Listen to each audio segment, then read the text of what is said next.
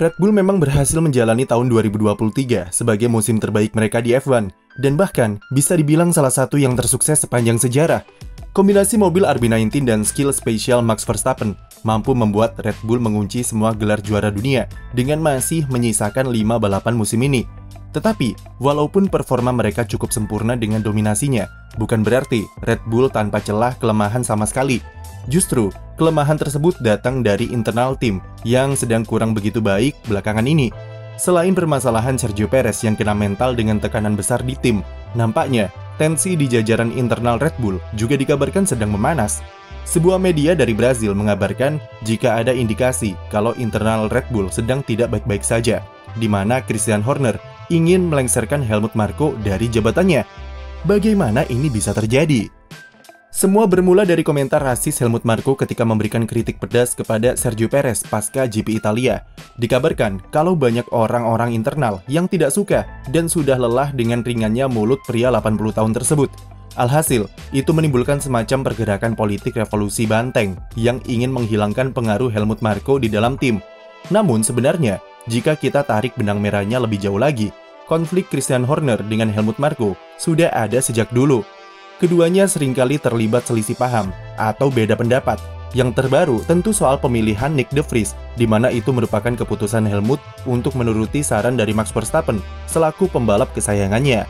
Horner tidak setuju karena dia prefer kepada Liam Lawson untuk debut terlebih dahulu. Persoalan Sergio Perez sebenarnya Horner juga tidak sejalan dengan Helmut Marko karena dia selama ini selalu berusaha melindunginya dari kritikan pedas Marko. Bahkan sejak dahulu, keduanya sudah banyak mengalami selisih paham. Helmut Marko, seperti yang kita tahu, dia menjabat sebagai penasehat Red Bull Racing dan direktur pengembangan pembalap muda di sana. Tetapi sosoknya yang kontroversial dan manajemen tangan besinya membuat Helmut dicap sebagai tokoh antagonis di F1. Bahkan, beberapa netizen menyebutnya sebagai sengkuni karena kerap kali komentar pedasnya menyebabkan perpecahan antara pembalap dengan internal tim. Pendekatannya yang keras itulah yang tidak disukai oleh Horner sejak awal. Tetapi karena Helmut Marko adalah orang yang ditunjuk langsung dan merupakan tangan kanan dari pendiri Red Bull, Dietrich Mateschitz, maka Horner tidak bisa melakukan apa-apa selain menuruti apa yang Helmut Marko mau. Perbedaan power tersebut yang kemudian membuat pengaruh Helmut di dalam tim Red Bull sangat kuat. Kami sudah pernah menerangkan seberapa kuat influence-nya di dalam tim dalam kasus Mark Webber dan Sebastian Vettel dulu, di mana ia menganggap Vettel sebagai anak emas dan tim harus melakukan apapun supaya Vettel tetap senang dan otomatis juga membuat Helmut Marko puas. Salah satunya adalah menyalahkan dan memojokkan Webber di media ketika insiden di GP Turki 2010, yang mana itu sebenarnya jelas adalah kesalahan dari Vettel sendiri. Horner tak punya pilihan selain mengikuti apa keinginan Helmut Marko untuk ikut menyalahkan Mark Webber dan membuat hubungannya dengan tim hancur setelah itu. Kepergian Vettel ke Ferrari di musim 2015 diyakini juga ada andil Helmut Marko yang sudah tidak terlalu memihak pembalap Jerman tersebut dan memilih mengutamakan Daniel Ricciardo. Vettel yang sudah merasa dicampakkan memilih mengaktifkan klausul di kontraknya untuk bisa pindah ke Ferrari. Horner sebenarnya tidak setuju dengan itu dan dia sangat ingin mempertahankan Vettel. Tetapi jika Helmut sudah berkehendak, maka dia bisa apa? Sebagai direktur pengembangan pembalap muda, Helmut Marko memang harus diakui bisa mengorbitkan banyak pembalap berbakat di F1. Bahkan meskipun mereka gagal di F1, namun pembalap bekas Akademi Red Bull mayoritas masih bisa berprestasi di ajang-ajang balap di luar sana. Namun dengan karakternya yang tidak sabaran dan tangan besi, tidak jarang pula Helmut malah menimbulkan kekacauan di lini pembalap tim. Seperti pada musim 2017 sampai 2020, di mana mereka sampai berkali-kali bongkar pasang pembalap di tim Toro Rosso dan Red Bull. Gaya manajemennya yang tanpa kompromi dan keras itu membuat banyak pembalap tidak kuat mental. Apalagi semenjak kehadiran Max Verstappen membuat standar penilaian pembalap muda baginya semakin tinggi.